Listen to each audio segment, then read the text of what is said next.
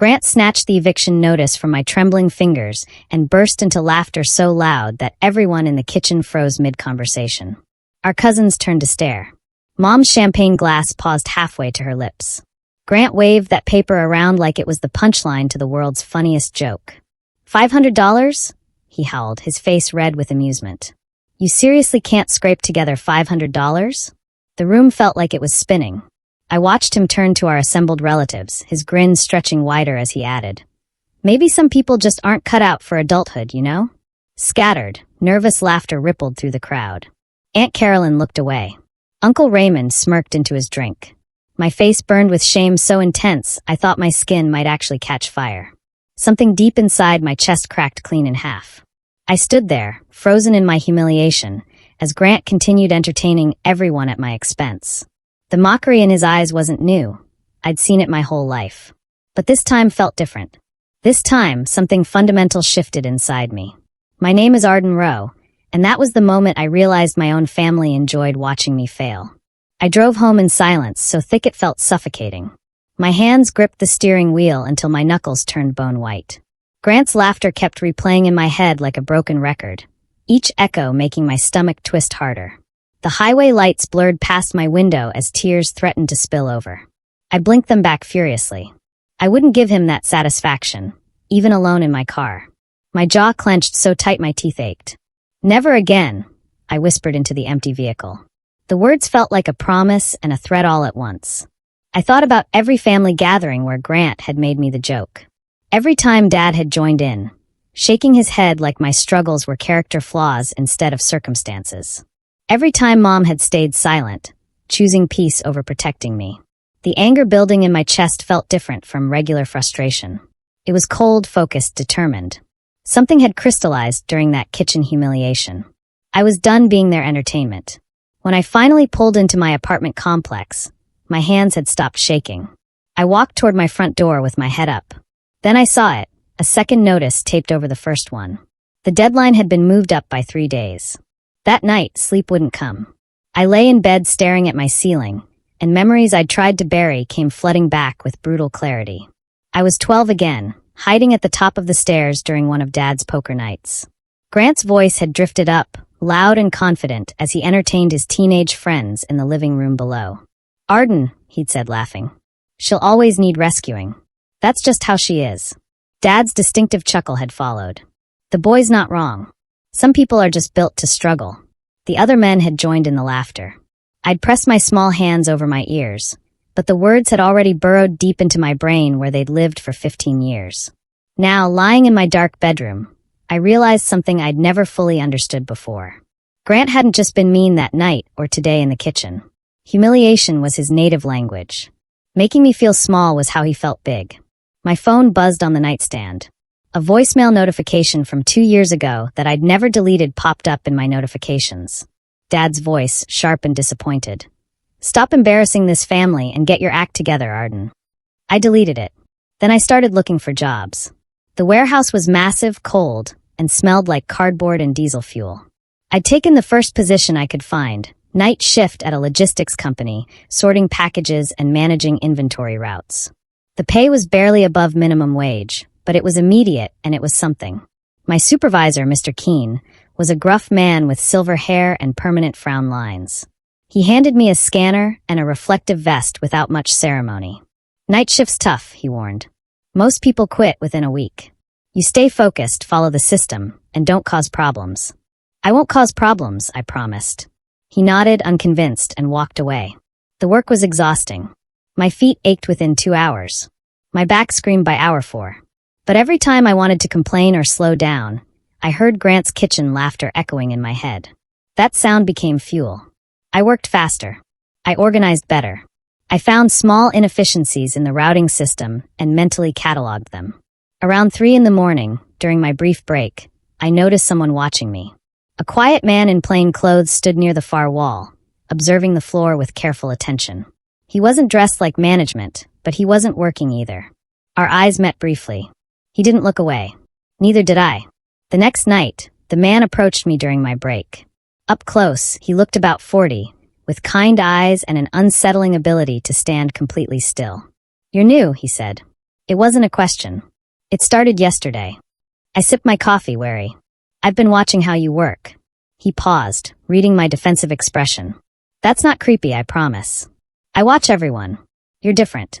You reorganized 3 entire sorting stations without being asked. Why? I shrugged, suddenly self-conscious. The flow was inefficient. Items going to the same zone were scattered across different stations. It made more sense to group them. His eyebrows raised slightly. Most people wouldn't notice that, let alone fix it on their second day. Most people probably aren't desperate to prove themselves. I said before I could stop myself. He smiled like I'd just confirmed something he suspected. What if I told you this company needs people who think like you do? People who see problems and solve them without waiting for permission. My heart started beating faster. I'd say that sounds too good to be true. He handed me a business card with just a phone number on it. Call me tomorrow. Then he walked away, leaving me staring at blank cardstock. Mom called 3 days later, her voice syrupy sweet in that way that always preceded a favor request. Darling, we're having a family dinner Sunday. It would mean so much if you came. Grant's been asking about you. I doubted that last part intensely, but I agreed anyway. Some stupid part of me still hoped for normalcy. Sunday arrived. I walked into Mom's dining room to find the entire extended family assembled. Grant sat at the head of the table like a king, talking loudly about his business expansion. Dinner started fine. Then came dessert. Oh, Arden, Grant said suddenly, his voice cutting through multiple conversations. Remember that time you needed to borrow $500 for rent? My fork froze halfway to my mouth. I mean $500, he continued, playing to his audience. Who can't manage $500? It's comedy gold, honestly. Dad chuckled. Aunt Carolyn smiled uncomfortably.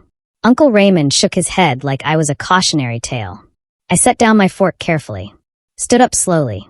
Every eye in the room locked onto me. I didn't say a single word. I just walked out.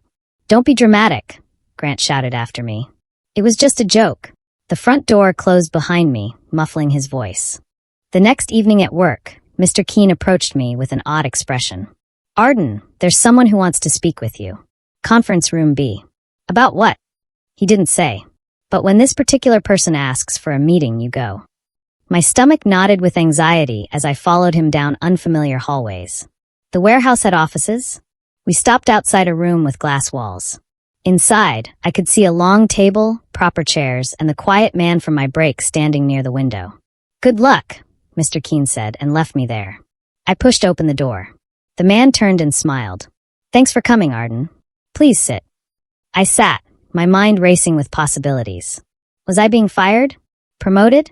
Had I accidentally violated some policy I didn't know existed? He settled into the chair across from me, his posture relaxed but his eyes sharp. I should probably introduce myself properly, he said. My name is Silas Duran. I'm one of the co-founders of this company. My breath caught. This man wasn't an employee. He was the owner. Silas let that information sink in while I tried to remember every interaction we'd had, searching for mistakes I might have made. Had I been rude? Inappropriate? Too presumptuous? I know what you're thinking, he said calmly. You're wondering if you're in trouble. You're not. The opposite, actually. I exhaled slightly.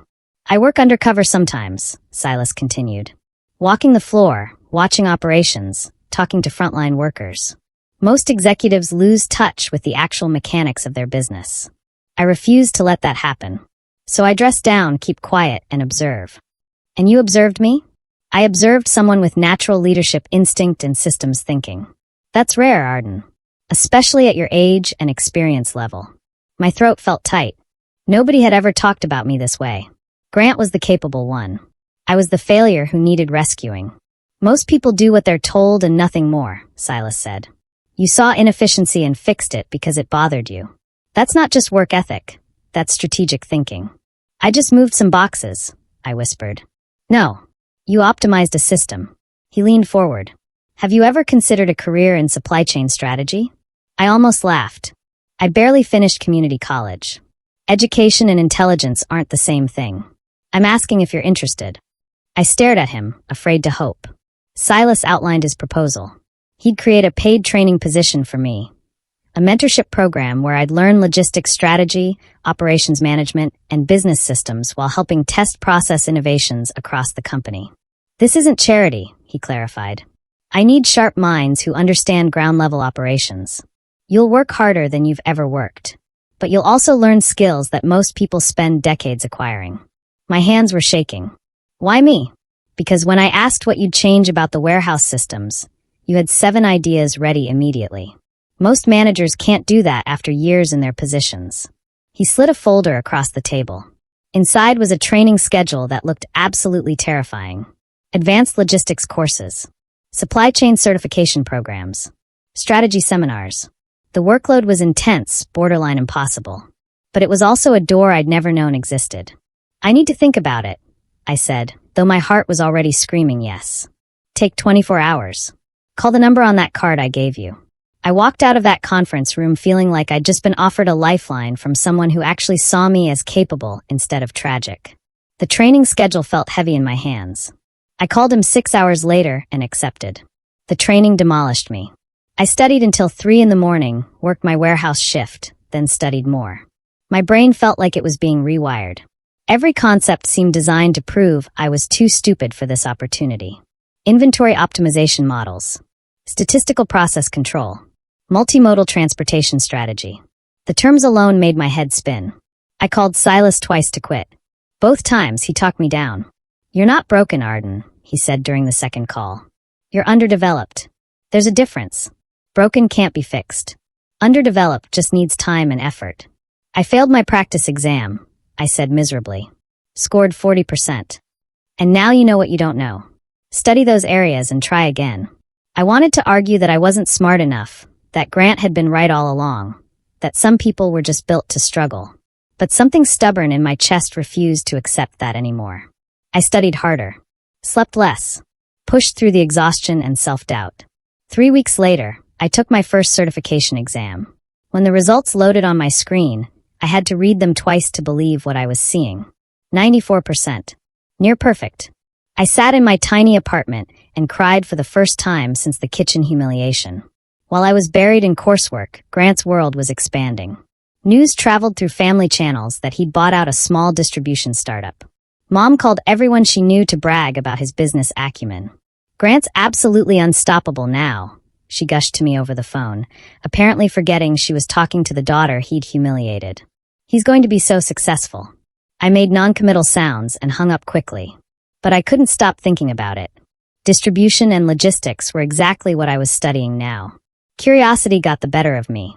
I looked up Grant's new acquisition online, reading through their public business filings and customer reviews.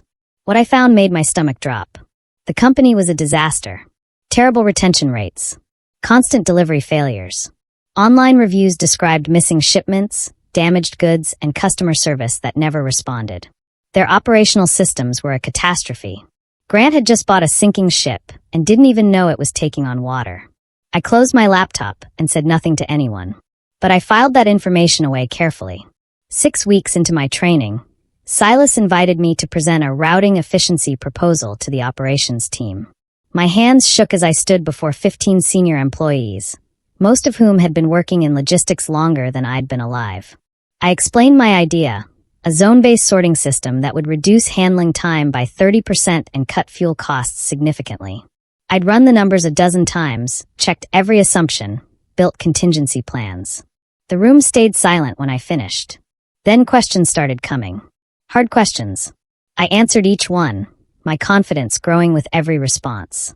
Silas sat in the back, watching with an unreadable expression. 3 days later, they implemented my system. Within a week, the metrics proved I'd been conservative. We saved more than projected.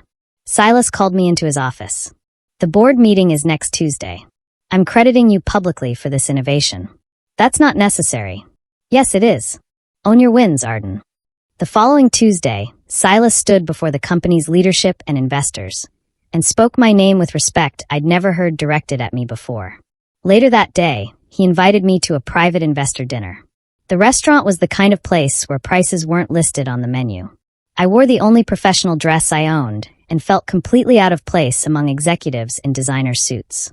Silas introduced me simply as our rising logistics strategist. The investors treated me politely, if somewhat dismissively. I stayed quiet and observed, exactly as Silas had taught me. Then, during dessert, I overheard a conversation between two investors at the far end of the table. Grant's company is hemorrhaging money, one said quietly. The acquisition was a mistake. He's got fraud allegations surfacing, logistics operations collapsing, clients jumping ship. It's a matter of months before it implodes. Are we positioned to benefit? The other asked. The first investor glanced toward Silas. If Silas wants to move on it, we're ready. Grant's got no idea how to manage operations at scale. He's all ego, no substance. Timing will be everything. We just need to wait for the inevitable collapse. I kept my face perfectly neutral, but my mind was racing. They were talking about my brother. Grant's empire was crumbling, and these people were circling like sharks waiting for blood in the water. Silas caught my eye across the table. His expression was calm, knowing. He'd wanted me to hear that conversation. 2 months later, Silas promoted me to junior strategist. I got an actual office with my name on the door, a salary that felt like lottery winnings compared to my warehouse wages, and access to company strategy documents. The office felt surreal. I kept expecting someone to realize a mistake had been made and take it all back. You earned this, Silas reminded me when he saw my uncertainty. Stop waiting for permission to succeed. My new position included reviewing competitive landscape reports. Companies we might acquire, competitors we needed to watch, market opportunities we could exploit. I was scanning through the quarterly acquisition prospects list when I saw it. Grant's company, listed under potential targets, with detailed financial projections showing exactly how underwater he really was. My brother's business empire was on our radar for acquisition, and I was now part of the team that would evaluate whether to pursue it. The irony was almost painful. Mom called 2 weeks later. Her voice had lost its usual brightness, replaced with a strange sweetness that set my teeth on edge. Arden, sweetheart, I know we haven't talked much lately, but I was hoping you might be able to help Grant out. He's going through a stressful period with his business, and... Let me guess, I interrupted. You need money. Well, not for me exactly. Grant could just use some support during. I thought Grant was untouchable, I said softly. That's what you told everyone, wasn't it? That he was going to be so successful. The silence on the other end lasted several heartbeats. Arden, he's your brother. And I'm your daughter. But that didn't stop anyone from laughing when I was being humiliated in your kitchen. That was different. No, Mom. It really wasn't. I hung up gently. My hands weren't even shaking. Grant's downward spiral became impossible to ignore. Through family gossip and industry contacts, I heard stories about his increasingly erratic behavior. Yelling at employees. Firing people impulsively. Making desperate deals that only dug his hole deeper. Aunt Carolyn mentioned he'd started drinking heavily. Uncle Raymond said Grant had stopped showing up to family events. Even Dad, who'd always favored Grant, admitted the boy's struggling. I felt no satisfaction in his pain. But I felt no guilt either. Then Silas called me into his office with an unreadable expression. We're moving forward with the Grant situation, he said carefully. I need you to prepare for some complex negotiations. Can you handle being directly involved in evaluating your brother's company? The question hung between us. This was my chance to recuse myself, to step away from anything that involved Grant. Nobody would blame me. But I thought about that kitchen. About being 12 years old and hearing I'd always need rescuing.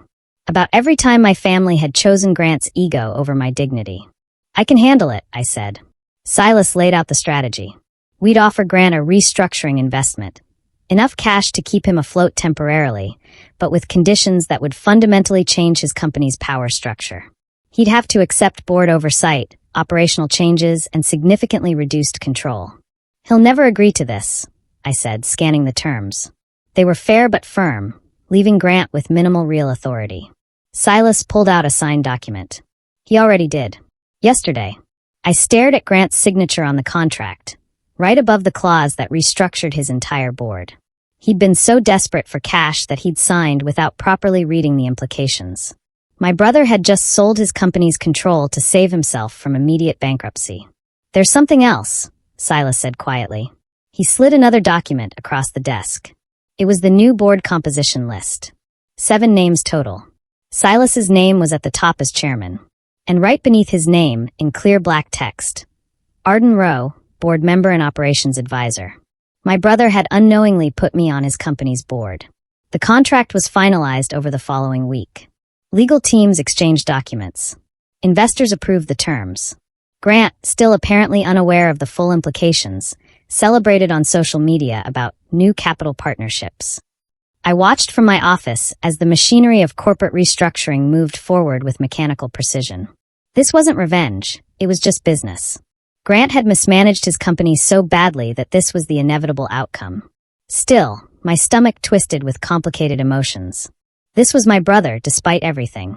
Silas noticed my hesitation. You can still back out. I can put someone else in that board position. No, I said firmly. If Grant's company is going to be restructured, it should be done by people who actually understand operations. That's me now. He studied my face. This isn't about hurting him. No, it's about protecting what he can't manage. The words felt true as I spoke them. The first official board meeting was scheduled for the following Monday. 7 days away. I spent that week preparing, reviewing every operational detail of Grant's company, building recommendations for necessary changes. When Monday arrived, I was ready. I just wasn't ready for the look on Grant's face. The boardroom was elegant, dark wood, leather chairs, floor-to-ceiling windows overlooking the city. I arrived early, settling into my designated seat near the middle of the long table. The other board members filtered in, nodding politely as they took their positions. Silas arrived last, taking his chairman's seat with calm authority. He caught my eye briefly, asking a silent question. I nodded. I was okay. Then the door opened and Grant walked in. He looked tired. His suit was expensive but rumpled. Dark circles shadowed his eyes. He started toward the head of the table, his usual spot, then hesitated when he saw Silas already seated there. Mr. Duran, Grant said, trying for confidence but landing on confusion. I thought, your seat is here, Grant. Silas gestured to a chair near the end of the table, the least important position in the room. Grant's face reddened, but he moved toward the indicated seat. That's when his gaze swept the table, taking in the assembled board members for the first time. His eyes landed on me. Everything stopped. His face went absolutely white. His briefcase slipped from his fingers, hitting the floor with a dull thud. What the hell is this? He whispered. I kept my voice steady and professional. Good morning, Grant. If you could take your seat, we have a significant agenda to cover today.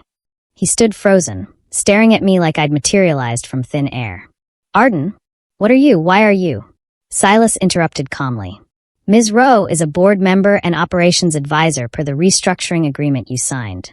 If you'd like to review that section of the contract, I can have it legally send you the relevant pages again. Grant's mouth opened and closed. He looked around the table desperately, but every face remained neutral and expectant. Finally, moving like he was walking through deep water, he sank into his assigned chair. I opened the folder in front of me, my hands perfectly steady now. Let's begin with operational metrics. Grant, your customer retention rate has dropped 42% in the last quarter. We need to discuss immediate corrective actions. I don't understand what's happening, Grant said, his voice cracking slightly. What's happening, I replied calmly, is that this company needs proper management. Your voting percentage has been reduced to 23% per the contract terms you signed. The board now has operational authority. His face was drained of color. You can't. We can and we will. Now, about those retention numbers. Grant stood abruptly. I need to speak with you. Privately. Right now. Silas looked at me. I nodded slightly. 5 minutes, I said. Grant practically dragged me into a side office, closing the door with shaking hands. The moment we were alone, words started pouring out of him. Arden, listen, I know we've had issues, but this is insane. You can't just take over my company because I made some jokes. This has nothing to do with jokes, I said quietly. Your company was failing. You mismanaged operations, ignored warning signs, and drove away your best clients. This restructuring is happening because your business model was unsustainable. I can fix it. No, Grant. You can't. You don't know how. You never learned operations management. You just assumed confidence could replace competence. He stared at me like I was a stranger. The kitchen thing, the $500. I'm sorry, okay?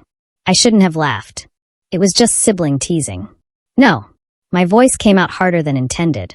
You didn't laugh because it was funny. You laughed because you liked having power over me. You've always liked making me feel small because it made you feel big. His face crumpled. I didn't mean. Yes, you did. You meant every word, every laugh, every humiliation.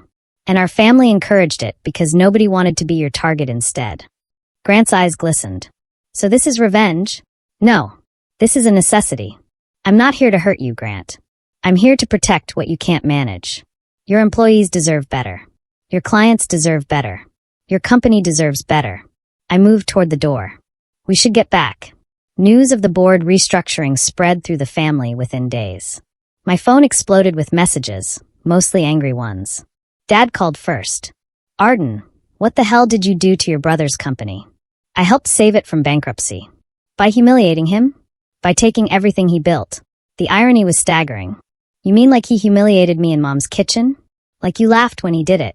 Silence. Then, that was different. Why? Because it was me instead of him. He hung up. Aunt Carolyn sent long text messages about family loyalty. Uncle Raymond called me power-hungry. Even cousins I barely knew weighed in with opinions about my character. But nobody, not one single person, acknowledged that Grant had driven his own company into the ground. Instead, they blamed me for his consequences. The most interesting call came from Mom. Her voice was thin, desperate. Arden, sweetheart, you have to fix this. Grant is falling apart. The family is upset. You need to give him back control. I can't do that, Mom. The board made their decision based on business metrics, not family politics. But he's your brother. And I'm your daughter. But when I needed $500, you watched him mock me and said nothing. She started crying. I felt nothing. I'm sorry you're upset, I said gently. But Grant's company will survive this. He'll be okay eventually. He just has to learn what I learned, that the world doesn't owe him anything. I hung up before she could respond. The audit I ordered revealed the full scope of Grant's operational failures. Unrecorded transactions. Inflated revenue projections. Contracts signed without proper legal review. The company had been hemorrhaging money for months. I presented findings to the board with clinical detachment, letting the numbers speak for themselves. Grant sat silently through the entire presentation, his face pale and defeated. When I finished, Silas called for a vote. The motion was straightforward. Remove Grant from operational control entirely, retaining him only as a minority stakeholder with no management authority. The vote was unanimous. Grant had to sign paperwork acknowledging his removal. His hands shook so badly he could barely hold the pen. I watched from across the table, feeling nothing but a strange, distant sadness. This wasn't the triumphant moment I'd imagined during those angry nights after the kitchen incident. It wasn't sweet or satisfying. It was just necessary. When Grant finished signing, he looked up at me. Tears streamed down his face, but he said nothing. What could he say? This was the natural consequence of his own choices. He gathered his things slowly and left the boardroom without a word. I stayed seated, staring at my hands. As interim operations chair, I threw myself into stabilizing Grant's company. The employees, initially wary of the new leadership, quickly warmed to my management style. I listened to their concerns, implemented their suggestions, and treated them like valuable assets instead of disposable resources. Within 6 weeks, customer satisfaction scores jumped 28%. Within 3 months, we'd regained most of the clients Grant had lost. The company's financial projections shifted from catastrophic to cautiously optimistic. Industry publications started noticing. I gave interviews about operational transformation strategies. Investors who'd written off the company began calling with renewed interest. Silas approached me in my office one afternoon with a familiar, unreadable expression. The board met this morning, he said. We discussed long-term leadership structure. My heart rate increased. Was I being replaced already? He slid a document across my desk. We'd like to offer you a full partnership. 20% equity stake, permanent board position, operational authority across all company divisions, not just Grant's former business. I read the terms 3 times, certain I was misunderstanding. I couldn't find words. Deserved, Silas finished. You've earned it, Arden. Every bit of it. I signed the partnership agreement with steady hands, thinking about the girl who couldn't scrape together $500. She would be so proud of who I'd become. 6 months later, I stood on the balcony of my new condo, watching the city lights shimmer against the night sky. The space was modest but mine. Truly mine, paid for with money I'd earned through competence instead of charity. My phone buzzed. A text from Grant, the first communication we'd had since the board removal. I never should have laughed at you. I read it twice. My thumb hovered over the reply button. For a long moment, I considered responding, Maybe accepting his apology, suggesting coffee, attempting to rebuild what we'd broken. Instead, I set the phone down and turned back to the view. Grant's apology wasn't what I needed anymore. I didn't need his acknowledgement or his regret. I didn't need anything from him at all. That realization felt more powerful than any revenge could have been. I poured myself tea, curled up in my favorite chair, and opened the strategy report for next quarter. The company was thriving. The employees were happy. The clients were satisfied. And I was finally genuinely at peace. Revenge hadn't been the moment I sat on Grant's board. It hadn't been watching him sign away his control. It hadn't even been proving everyone wrong about my capabilities. Revenge was this, sitting in my own space, building my own future, completely independent of anyone who'd ever doubted me. The moment I no longer needed anything from them was the moment I truly won. I smiled and took a sip of tea, already planning tomorrow's board meeting.